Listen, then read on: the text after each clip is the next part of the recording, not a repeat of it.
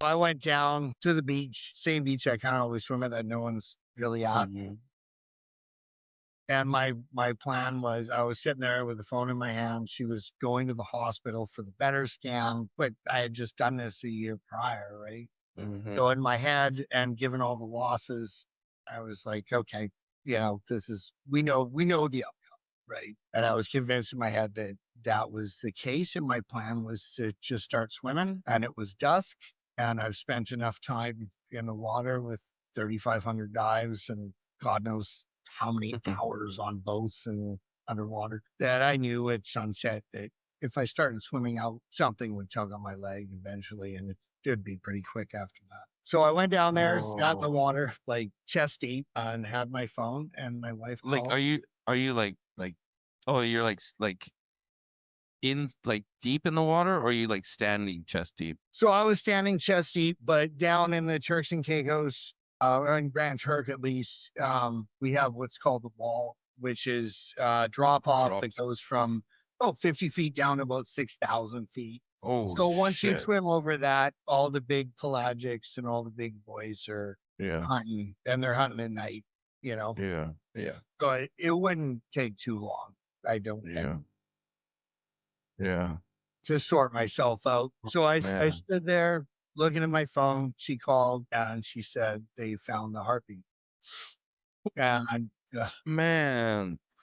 yeah, and I'm not ashamed to say I sobbed like a baby and Mm. screamed out to the horizon Fucking rights. on for it. And so I did my work, came home, and we had I think I came home Christmas Day or something, and went through everything, went to the scan for the sex, everything was fine.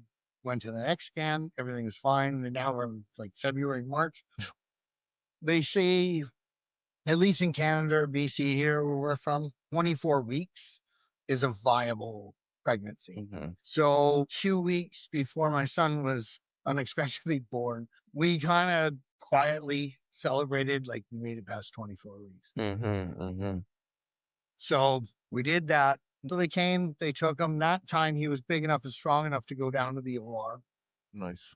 They brought him down, sedated him. Right before they cut, the surgeon himself did another scan of his heart and it had closed. Something that had been a problem at that point for weeks, almost a couple of The months. valve closed? You said that? Wow. Which 3 hours before it was still significant. It had been a problem since we had gotten there, Mhm. but it was kind of put on the back burner because other stuff was more of an issue. Yeah.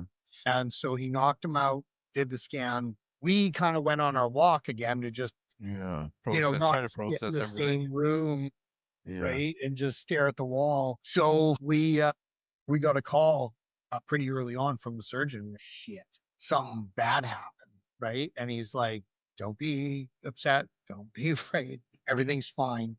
I don't know how, but this PDA, this leaky valve in the heart, closed itself somehow in the last 3 hours. Wow. No one could explain it. I chalk it up to being a miracle. Just some angel just pushed it closed, brother. I'm able to just focus Yeah. on him and my marriage and everything kind of just revolving around our little family. I just want to say, man, I'm proud of you and your family, and especially Otto, man. That guy is a fucking warrior, brother. And he's gonna do something great in this life, man. You know what I mean? He really will. Being through all that, So I I just think want so. to say I'm proud of all you guys. We keep telling ourselves he's destined for something because Has to be, man. You can't keep a brother down. You know what I mean? Like he's a fighter. You know what I mean? He's a fighter, and he's here for a reason. And he's gonna do something in this world, man. Eventually, when he gets up to that age, he will do something in this world. You and know? for now we just we completed our family and gave us a purpose again. Nice.